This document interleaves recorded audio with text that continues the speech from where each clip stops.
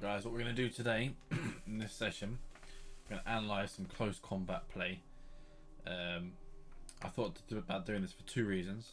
Number one, because we're doing a cargo tournament and some of these maps you can do shit like this in.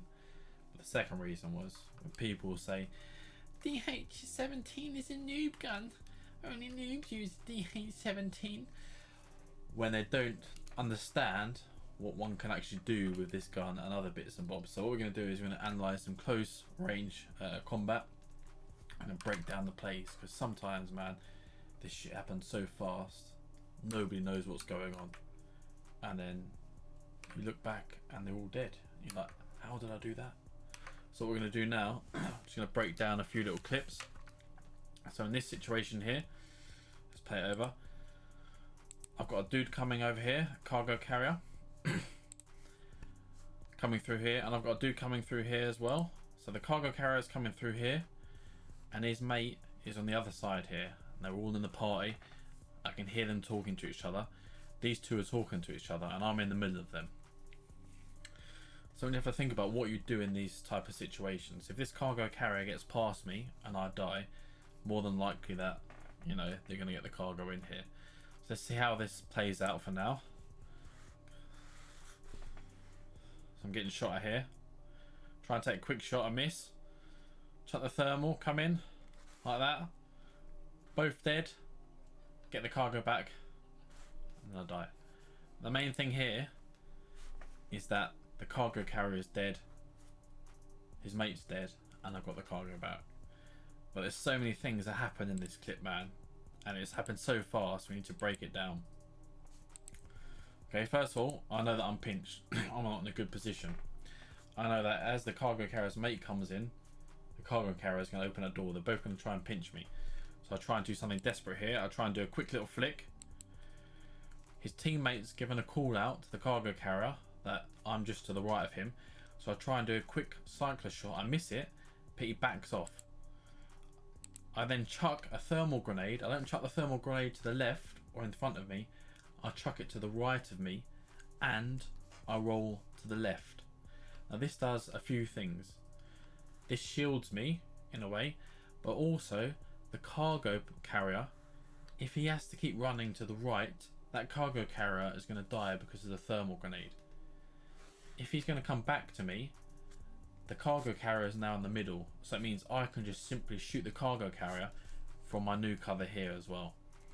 Now if that wasn't enough to think about, there may also be a third person in this clip which I don't know about at this time, and by the looks of the minimap they could be coming up the stairs. So what I'm actually doing here in this one simple little engagement here is I'm thinking about all three of the players. So that thermal now is going to stop the cargo carrier.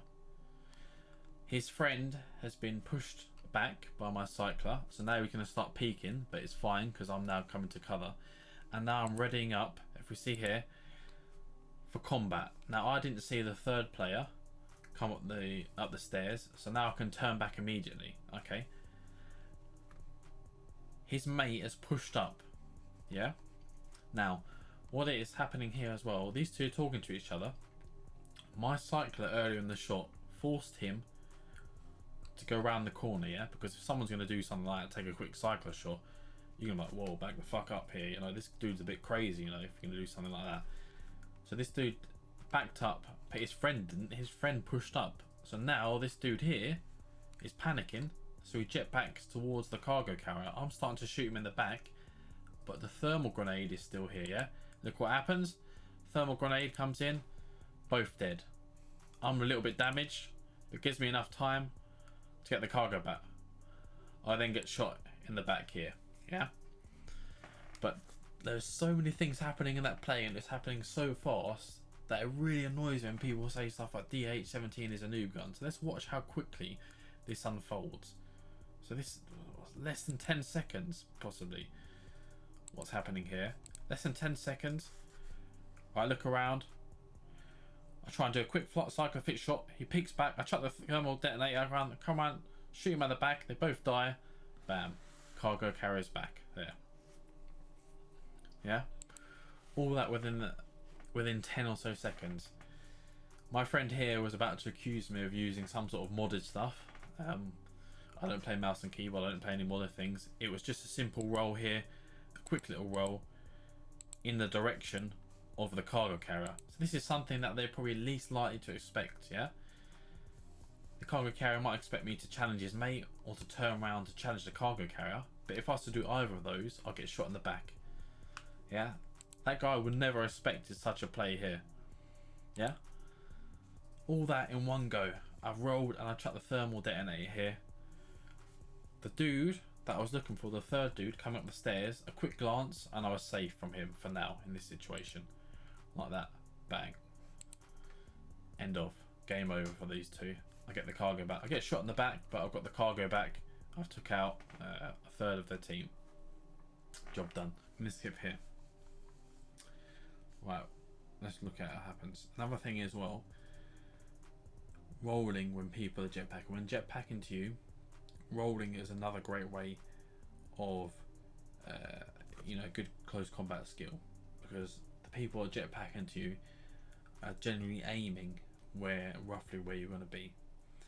When you do things like rolling into their trajectory where they're going to land, that puts them off so much. Just watch what happens here. And this dude's getting shot here, he's got his shield up here, the tart's lighting him up, he's got his pulse cannon out. I peek him, I come round again, he's here. Right, now what happens? First thing, he charges his pulse cannon up round here, he jetpacks in. Yeah, so he's going to land somewhere, I don't know, down here. Look what I do. First thing is I roll to where he's about to land, where he does here. He's right here and I'm here. That puts him off. Yeah, not only has he missed his shot and I'm not even there, I'm right next to him. Probably the least place where people are, you know, think you're going to be, but the best place for a good close combat player. I turn, I shoot him, he's dead. Yeah, let's watch that again. So another good tip: rolling where players are gonna land, but not where they think you're gonna be. Okay, so this dude here thinks I'm gonna be here. Nope. Watch again. Comes around, I roll last minute. Yeah, I know his pulse cannon charge. Yeah, I know roughly how long it takes to charge a pulse cannon when he thinks I'm gonna fire.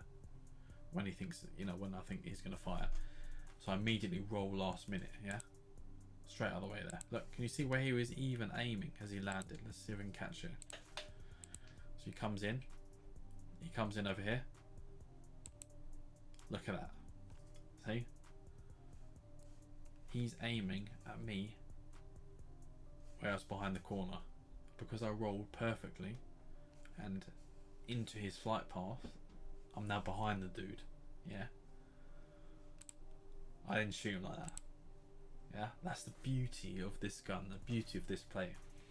But shit like this goes unnoticed because people think that DH17 is a noob gun. That's the beauty of it. So timing your rolls, yeah? Timing your rolls to be in a position where you have an angle at the